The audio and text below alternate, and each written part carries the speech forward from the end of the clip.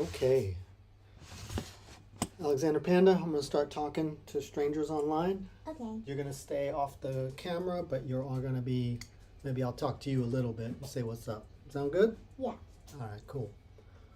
All right. Hello, everyone, and welcome once again to an unnamed MMA art live blog.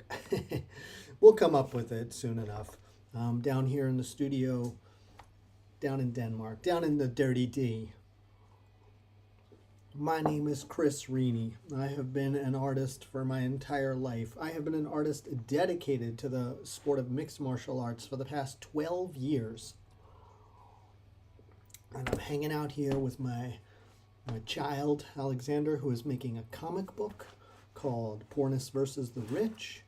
And I am making some artwork about Tom Aspinall today because he is, I would say, the most intriguing fighter this weekend at UFC 304. I'm going to grab my art box and let's get started.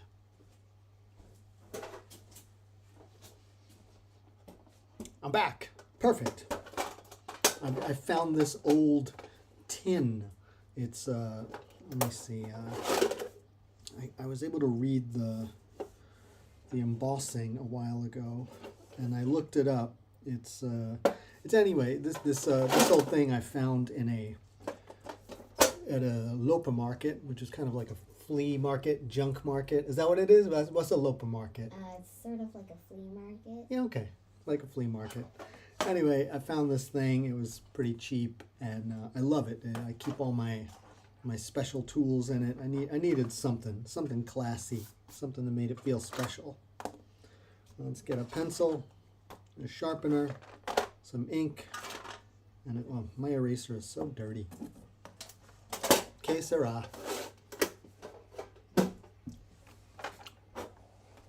All right, here we are. I am gonna just kind of look back at some of what I think are the most interesting moments in Tom Aspinall's brief UFC career.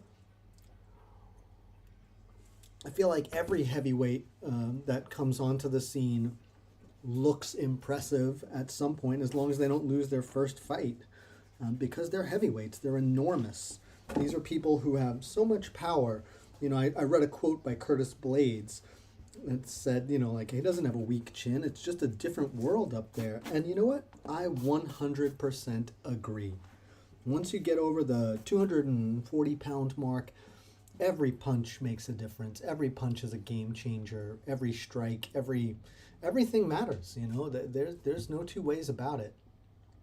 These boys are big. Have you ever been a smaller person, such as myself? I don't think I cracked 150 pounds until I was 30 years old. But I used to play basketball, you know, kind of just pick up games.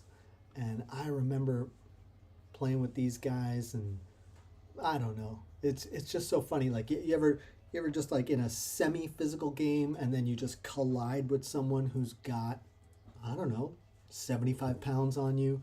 It's rather profound. That's just, let me see, like, keep this on schedule. So anyway, it's an observation about the reality of size. You know, that's how it is in the animal kingdom, and we are animals ourselves. So heavyweights, you know, I feel like heavyweight will always be kind of the bastard child of MMA, not because it's inherently bad or needs to be bad. It's because so much of the sport is populated by an American contingent. You know, it's an American company. I know it's a global sport, but let's face it, the UFC is an American company. And because it's a, how do you want to call it, a English language broadcast, it's a showcase of sorts. You can't help but, you know, draw from that talent pool. And the fact is, you know, the other major sports of the U.S., primarily football, but even baseball, those guys are all over 6 feet tall. They got to be 185 at the smallest, unless you're like a second baseman or a shortstop. those people are making what, $750,000 as their base salary or league minimum. So the talent pool is just so small at heavyweight. You know, there's a common saying that like MMA is for people whose original plans didn't work out, and I would count myself among those people. So that's, and then there's just let's see, how do we want to put this? The reality that there are, like in the bell curve of humanity, like there are just fewer people that size. And then how many of those people have the physicality to succeed in a sport, and how many of those people have the stomach, the fortitude, and the grit to be a professional fighter. So it's always going to be a tough thing to fill out the heavyweight division. But I truly believe that the competition that exists between heavyweight MMA and other sports, like that's the real decider, because it's not like they ever run out of NBA players. They never run out of football players. There are tall, heavy people who find a way to rugby, and European basketball has really exploded in quality. Maybe that's something that the UFC could have capitalized on. Maybe the timing was too tight. When I was young, the USA basketball team really exploded in popularity in the early 90s when they finally allowed NBA players to play in the Olympics, and they slaughtered everyone in the Olympics, and then everyone caught up. I think especially, if I'm not mistaken, I think Spain has a really great team. Anyway, this is all to say that heavyweight MMA is compromised. And that's why I'm drawing this first piece. It is Tom Aspinall versus Andrei Arlovsky. This is a huge fight. This is a great one because this showcased Tom Aspinall's it was the first time he showed himself to be a little on the dynamic side in terms of, let's say, fight IQ. During this fight, he went in, he bombed on Arlovsky like he usually does, like any heavyweight would, and it didn't work. He wasn't able to just put the veteran away. So he got into this kind of what I can only call a standing scramble, where you're kind of like clinched up and kind of mixing it up with the other guy, and then they separate. And what Aspinall did was he just shoved Arlovsky across the across the octagon. Hey Esteban, how are you? Bird, Jordan, Magic, that was special. I agree. But maybe you and I are similar age. There could be a whole nother age group for whom, I always have to be careful to remember that, what happens when we're 12. That's an age group that I just heard about. When you're 12, that's when you're just old enough to really process what's going on, but not old enough to question your heroes and realize that they are deeply flawed individuals. Anyway, so Aspinall shoves Arlovsky across the cage, and I think Arlovsky stumbles, and Aspinall jumps on his back, sinks in a rear naked choke, taps him out, and it was like straight up Damian Maia style win, like where I don't know if you know this famous quote where Maia's like, the perfect fight is one in which I win, I take no damage, and I don't hurt my opponent at all. Always absolutely love that quote, and I think that it is, I think he got some shit because, the UFC is like obsessed with, violence and damage, even though they're not really allowed to say that, because of the legal implications. Because of the implications. Anyway, it was really a great fight, really a great moment for Aspinall because he is, showing himself to be someone with what I could only call cagecraft.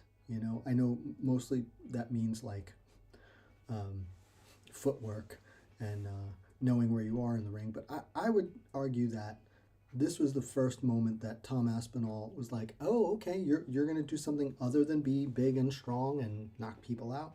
That's important. That's important. Even though Cyril Gahn has gone on to disappoint us in many ways, I remember when he got that first leg lock submission. That was like, okay, all right, boy, you wanna submit people with a leg lock, at heavyweight. All right, let's see what you've got. Let's see what's happening. These are important moments in people's careers where you have to be like, oh, all right, you're something else than the rest of the pack. So I always felt like Arlovsky, the Arlovsky win was a really important moment for Tom Aspinall's maturation and his ability to be something in the division. It was the moment where he showed us that there was another layer, another level to him. Yeah.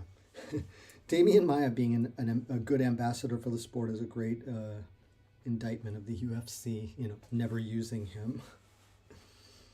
Let's see. All right. Oh no, I think he does some he does some interviews. I think there was a really hilarious thing that Damian Maia did years ago. Let's see, what did he do? He was going to fight Jake Shields, and he interviewed Jake Shields ahead of that fight because he was working for like a Brazilian MMA publication. I think that's, if my memory serves. Let's see. Yeah. It's important to have these moments where you're like, where you look at someone and you're like, okay, they can think as well as fight. Oh Lord. All right. I'm gonna grab my markers and just do a quick color study. No, not a color study. What is it called? A value study. I'm gonna give this some light and shadow. And if you ever want me to zoom in, let me know.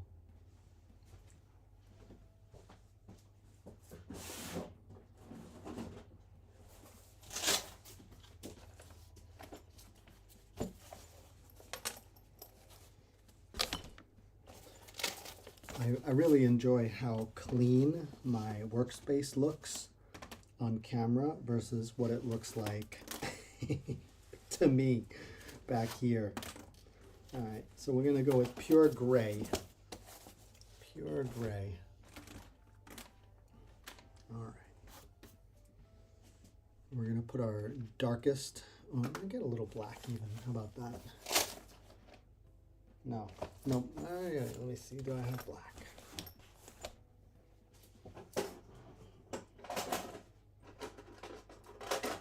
So my blacks are water-based and my grays are all alcohol-based. So that's gonna be an interesting mix.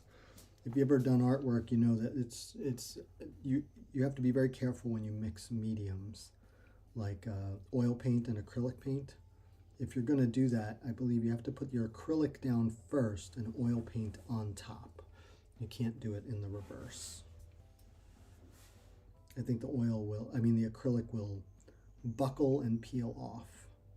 It's one of the things I remember from art school. Not that I ever really have to worry about that. I don't use oil, but I have some oil pastels. I like using them. They're cool. So yeah, so this is the first moment in Tom Aspinall's career where you felt like, all right, this dude knows something other than a punch. I know that he is a Brazilian Jiu-Jitsu guy, actually. He is known as a grappler. Not primarily, but he has a lot of grappling accolades. So it's interesting. I know a guy like Jailton Almeida is like, he is a grappling first man. He is a grappling first fighter. That's a different scenario there. You know, I think without his grappling, he does not have a game. Whereas, you know, as we saw, Aspinall, you know, he lit up Sergey Pavlovich and was able to just finish his fight that way. That was on the feet with his hands. That was fantastic. So we're gonna put some of these cast shadows. That's what you call it, where you know, like the classic, you know, light fading away from something. All right.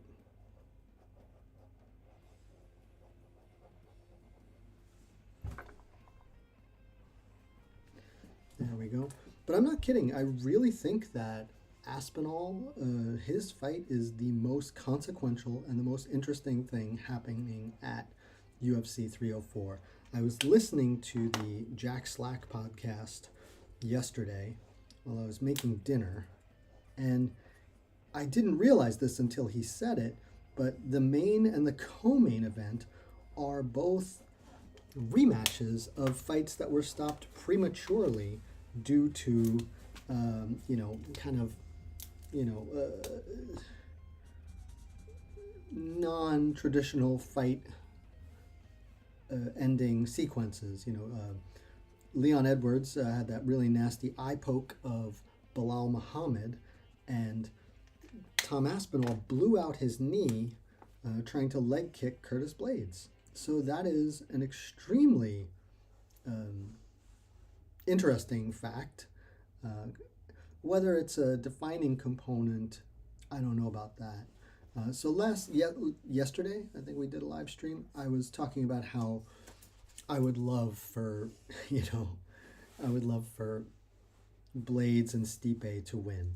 You know, the lover of chaos in me is like that. And I can admit that. I can admit that about myself. But now let's talk about reality. I would love to see Tom Aspinall win. I would love to see Jon Jones, you know, be compelled to, you know, kind of shit or get off the pot. I wonder very much if Jones has the ability to chart his own course. You know, I kind of have doubts in his ability to manage his career or pretty much anything outside of the cage. That's just, you know, something that man has shown his whole career. So I did Aspinall in warm grays. I'll do Arlovsky in cool grays so we can keep some kind of distinction between them.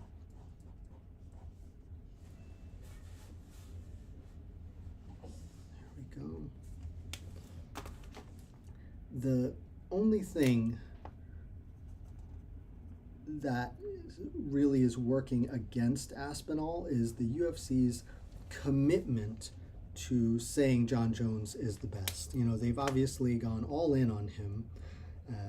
I've said before that I believe that's solely because of the implosion of their investment in Francis Ngannou.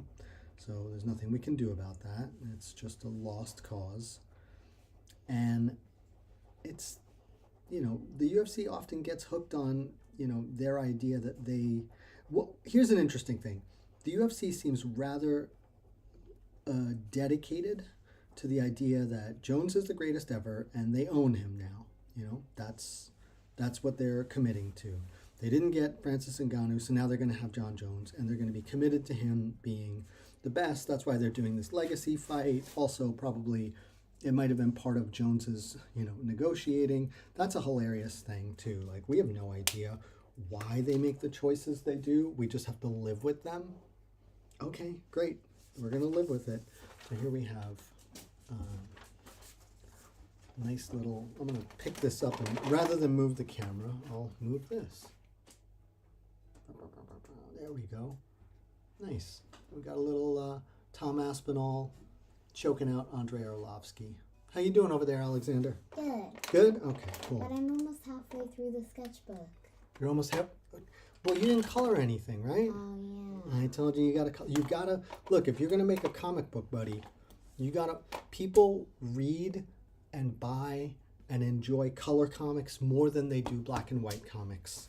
So even if you don't want to do full color, you got to put the shadows in. Okay. All right, here, you want to see this? Look what I just made. I'm going to show my son the shadow piece I just did, and I'll be right there in one moment. See, I just put the shadows in. I didn't put any color in. You like that? Yeah. Okay, maybe do that instead of color. You want to go upstairs and get your markers? Get your color markers. Okay.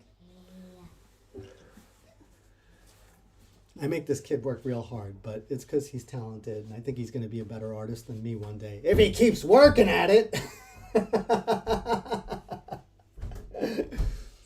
Yeah, I yelled at an 8-year-old. It's a joke.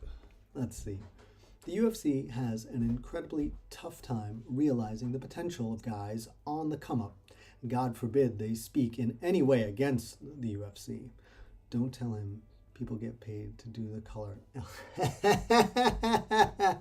Okay, let's address two different things. Oof, I am not a strong colorist. That's actually something that's plagued me my whole art career. I tend to work in a very limited palette. As you can see here, I'm keeping it simple. I got my Alex Pereira versus Yuri Prochazka with his little bombs for fists. There we go. And then we have our Dan Ige and Diego Lopez. So I've learned over the years to really limit my palette, and that's where I find success. I hope to be able to afford a colorist one day, but I keep copious notes about colorists to follow, and I'm a big proponent of just copying what works for other people. All right, let's go with drawing number 2. Oh, speaking of, yeah. Oh, you're a colorist. You struggle with color as well. We'll have to share notes one day. Let's see. It's about your note that the UFC has a tough time realizing the potential of guys on the come up. I'll start with your second point about people speaking up. It is extremely common for people to speak up after the moment has passed, after people give a hoot who they are, right? I think we've all seen that. I'm going to tell you one person, the UFC, who did speak up against the UFC's split, and I think it's affected their career in a subtle way because, things have just worked out the way they did. Curtis Blades. Curtis Blades straight up came out and been like, I think we should get 30% of the revenue, and I was so that's kind of made me a fan of his, because he did speak up at a time when most people don't, a time in his career when lots of people don't. So that was really cool. And, poor guy, I don't think that was met with a lot of, backing or warm feelings from the UFC or enthusiasm from the other fighters, who probably watched him and with their, holding their breath. But yeah, Curtis Blades actually straight up said that out loud. That's right, he is the angry tomato. So, but to your other point,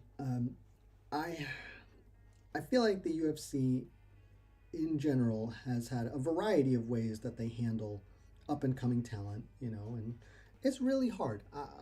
Before I start, talking trash about them or anything, I will admit it's not easy. I have never had to do it, and I don't manage a fight promotion, so let's just get that out of the way before somebody says that. What I will say is that they've had a variety of different ways that they've done this, and let's acknowledge that. In the Joe Silva days, I definitely felt like they would run people, they would sometimes put people through the ringer. I'm trying to think off the top of my head of some fighters who took a bigger beating than they really needed to too early in their career. And gosh, I shouldn't start saying that without thinking off the top of my head, but there's one I can think of. I don't know how old he was at the time, but He fought the guy from the PFL. He's covered in tattoos. I think Danny Gates blew him out of the water in 15 seconds. Young guy, young-ish, he took a vicious 3-round beating by Ricky Glenn, who came over from, I think, PFL or WSOF. It's one of the beatings that I distinctly remember because I was kind of upset watching it. I didn't enjoy it. I just felt like I was watching a young guy, a young-ish guy, who was being talked about as having potential. Just watch him take too much damage. It really upset me. Oh gosh. If you happen to have Wikipedia near you, look up Ricky Glenn, and it is a really, really vicious beating. A 3-round win he got about, I don't know, maybe 3 or 4 years ago. I'm like sending you out to look stuff up for me. I'm sorry, that's just heinous, but I don't want you to watch me look stuff up. Fair point. Anyway, I do feel like there's this weird thing where the UFC, once you achieve a certain level, you're never allowed to take a step back. And I've heard people think that it's because of once you get paid this much, you gotta perform at a certain level. I'm on the fence about that. Like, who doesn't enjoy watching a talented fighter just nuke somebody who's not on their level? That's the thing. Think about I remember this short notice fight. Daryl Horcher came in against Khabib, and you watch Khabib. You watch what happens when Khabib fights somebody who's not on his level.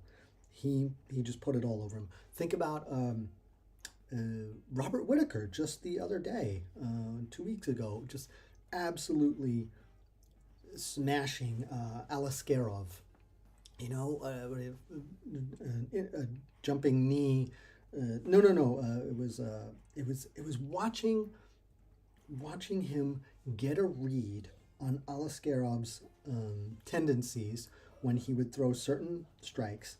Then he sets up that exact same strike, knows exactly how Alaskarov's gonna react to it, comes in with the, I think he was feinting a jab, and watched Alaskarov come up off his lead leg to kind of do I guess you would call an intercepting kind of teep kind of motion, and then blasted him with a right hand down the middle.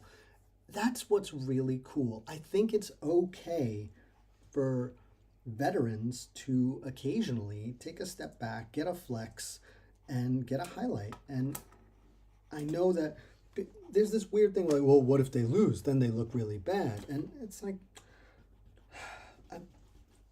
we have to kind of come to terms with the reality of the sport. Everyone is good. And why does that have to break down the person who lost and not build up the person who won? Sometimes it works out, sometimes it doesn't. I think at the end of the day, in the long run, it doesn't have to be such a big deal. Even in a case like, Alex Hernandez, flatlining Beneil Dariush. That's one where a young guy came in short notice and completely obliterated a veteran. The real worst thing that happens is that the young person who won gets thrust into the spotlight too soon and gets put up against far superior competition, and it turns out that they were successful more because they were an unknown entity than they were a skilled one. I used to see that a lot in baseball. Like a new pitcher or a new hitter would come up and have an amazing first full season because no one knows their tendencies and they can kind of, catch everyone by surprise. But then after a year of getting a good look at them, opposing batters or opposing pitchers have a game plan against them. And I think that's a little bit what happened to Hernandez, and a little bit of, finding his own ceiling. But he also was somebody who, talked such a big game. I was actually at the fight where he got humbled by Donald Cerrone. That was a pretty cool fight. Let's see. Some guys have to eat glass to get anywhere. And then Connor and Sugar get a nice rise to the top. A lot of the prospects get thrown to the wolves. Looks like Glenn is fighting next month. Huh. Yeah, I mean, Ricky Glenn is one of those guys who, I'll say this. Even though Gavin, I think the guy that he beat up really badly was named Gavin. All right, anyway, even though watching him fight and put that real vicious beating on the young guy, I didn't enjoy watching that. It did make me watch him more closely every time he fought afterwards. And then I remember he kind of got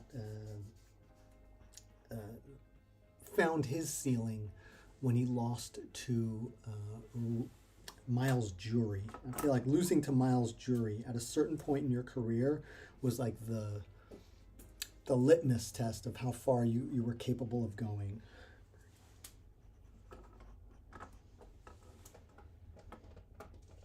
Yeah, it was sad when Beneil got flatlined, but look, he came back. Beneil Dariush has had I can think of two really bad losses. That one to Alexander Hernandez, and then the other one to Edson Barboza in 2017. Those were like the kind of things that stop a lot of people's momentum altogether, and he never let that stop him. He never let that change his course. I think that the only thing that stopped, like now he's getting up in age. He's, he got that loss to Charles Oliveira. I think that was the kind of watermark where you're like, okay, he is where he is. Father Time is the one guy you're never going to defeat. Oh, just in case you're wondering, I'm just copying a photo right now just for fun. This is Tom Aspinall's Americana or key lock on Alexander Volkov. I did actually what's up, buddy? Nothing. Oh, okay.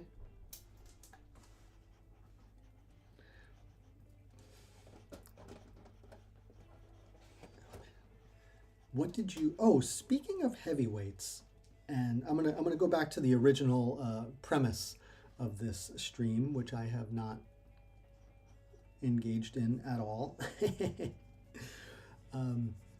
What did you think of Volkov, Alexander? So this is, Tom Aspinall submitting Alexander Volkov. What did you think of Alexander Volkov's performance against Sergey Pavlovich?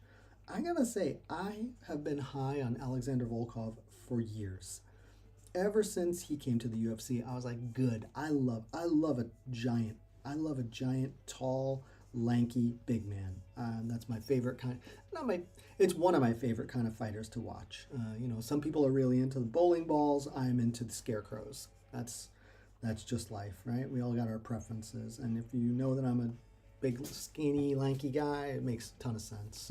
Not even trying to hide it. So I have been really impressed with Volkov's ability to, dare I say, reinvent himself, or at least find himself in these, later stages of his career. I really thought he could have gotten a title shot off that Derek Lewis fight had he won it. He was at a moment in his career where he could have taken advantage of the schedule and his own momentum, and I think he should try to get that fight back. I think he should try and lobby for that. I don't know what his whole self-marketing kind of stance is. He seems like one of these guys who does not really speak much at all outside of fight week, which is kind of a bummer, in the current stage of the UFC. You really need to advocate for yourself, because the promotion's not going to advocate for you. They're a UFC promotion, not a fight promoter anymore. So that's kind of a bummer. I would love to see Volkov kind of have a little late career renaissance, and I'd like to see that, especially that, distance jab, kind of, dare I say, Jose Aldo-esque performance that he had, I'd love to see him like work somebody with that all the way up to a title shot. It's, whatever. It's cool. It's cool to see people find their way later in life. Definitely not projecting anything right there when I say that. Let's see. I'm going to see if I can wrap up this anatomy so I can put some shading on, and then, we'll wrap this up. It's almost an hour. What's up?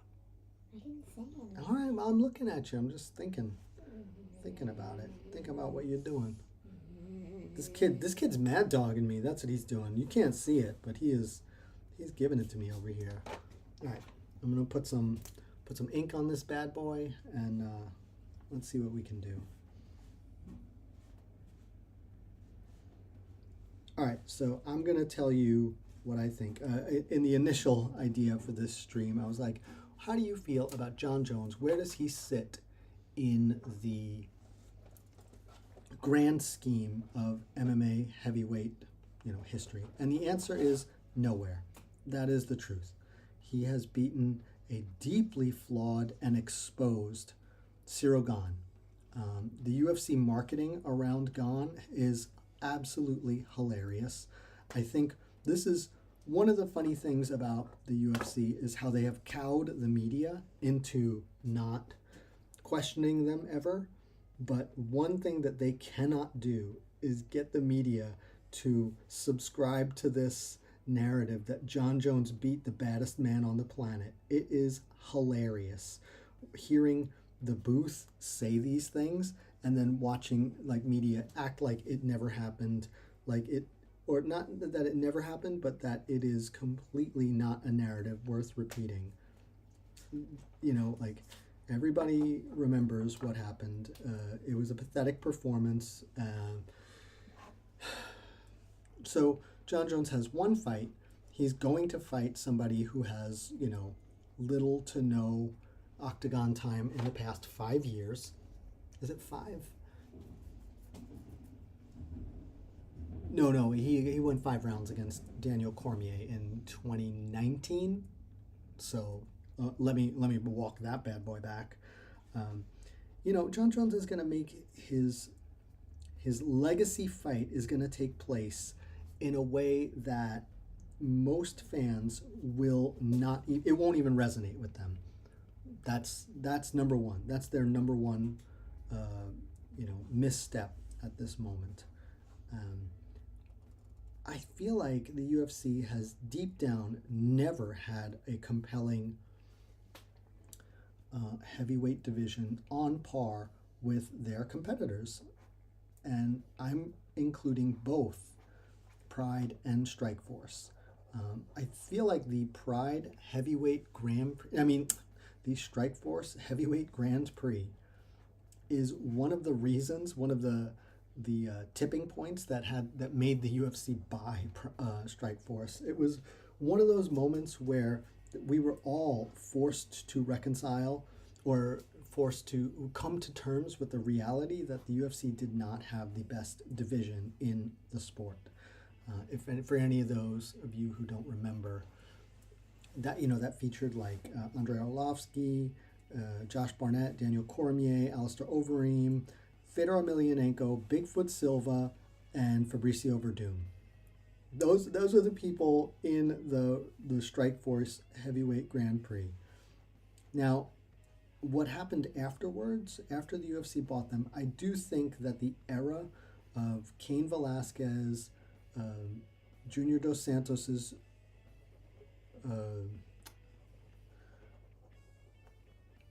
the era where Cain Velasquez and Junior Dos Santos were champions was probably one of the best moments in UFC's heavyweight run. I know there are plenty of individual moments, the Brock Lesnar era, with Shane Carwin. A lot of people are big fans of Randy Couture's era, But really, like, it's just not there. It's just the depth and the history and the longevity. I think that's another part. The UFC has very little historical longevity in terms of their heavyweight division's ability to be compelling. Let's see. You'd think I'm not wrong. The heavyweight division for the UFC was right when Strikeforce guys came over. Yeah, 100%. In fact, you could argue that most of the great moments in UFC history have to do with them finally getting their hands on somebody else's talent. Like, that's it. That's what makes the current era of the UFC so fraught, because there's nothing left to buy. There's nobody else building a division or a talent pool that they can poach. They're literally trying to build it all themselves through the Contender Series, and they are doing a poor job of it. It is such a blatant quantity over quality approach that I don't see how anyone can really feel good about this moment in time. And this will kind of tie into my feelings about people's ability to like have a legacy at this point. There is no moment that you can kind of like. It's hard to build a legacy when the adherence to the schedule kind of dictates titles. It really does. This goes back to the moment where what's his name, Francis Ngannou was the champ, and rather than wait like a month or 2 months for him to defend his title, they gave that really uncomfortable title shot to Derek Lewis because they wanted him to headline an event in Houston where I believe they were giving, Houston was paying, or the state of Texas, I should say, was paying the UFC a site fee, so they had to deliver. They had to get their Houston guy in there so they could make the ticket sales, and they wanted to give him his title shot, it doesn't matter why. Like, it made sense for them schedule-wise. And Ngannou said, I'll be ready in, 4 weeks. And they were like, you are full of shit. You're on vacation in Cameroon, building a well, I think, for people who needed clean drinking water. And they gave the interim shot to Gane, simply because the schedule dictated that there needed to be an event. They needed a Houston guy in Houston, and he was a heavyweight, so then they were going to have a heavyweight interim title. This is the thing. Like, you can't build a legacy if you can't let things marinate. That is the word I'm going to use to kind of assess why we're at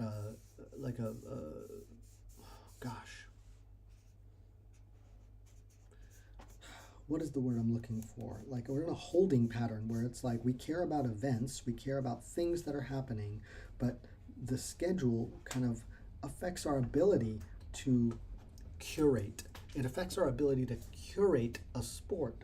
And I say our, as though we fans have anything. No, we fans do have a lot to do with it because we're the ones who give a shit. Let's see. Yeah. The UFC has kind of really botched it many times in the heavyweight division now. As time has gone by, they couldn't hold on to Brock. And you could say that's, Brock has about as much autonomy as any individual fighter has ever had, outside of like Nate Diaz, But really, it's telling. It is telling that the story of the UFC never getting Fedor looms so large in their history. And I wonder if it has less to do with Fedor than it does as an illustrative point of what it's like when a fighter stands up for themselves and the UFC decides they would rather, not pay someone for their talents just to retain control of the overall sport itself. And, they just do damage to their own legacy. And the sport, they just show themselves as unfit to, maintain the legacy and history of a sport because they make decisions that affect legacies because the rationale is based on their own bottom line. And this is one of the reasons why it's so hard to stomach the Jon Jones legacy angle. Stand still, that's a good point. That's a good word. But hear me out. Ready? This is something that I'm kind of feeling, and I'm just going to lay it out for you.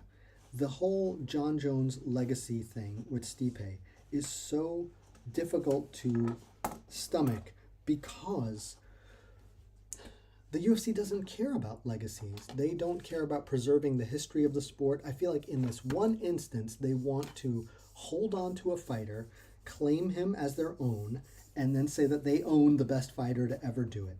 And that's it. They don't care about the history of the sport. They don't care about the context in which this legacy is being made. It's just they're taking advantage of a moment because partially just out of spite for Francis Ngannou.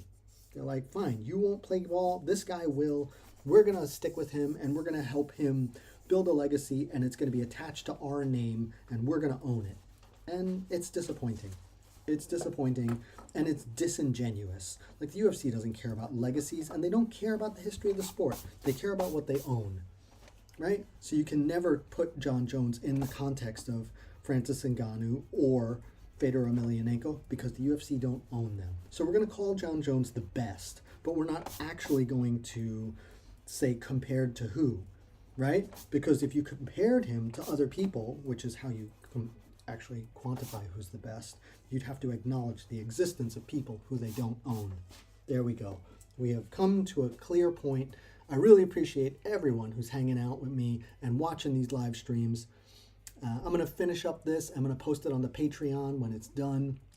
Thank you so much for hanging out with me. If you'd like to support the studio, patreon.com/Chris Rini. It's $5 a month, and I will update every week with artwork that only you get.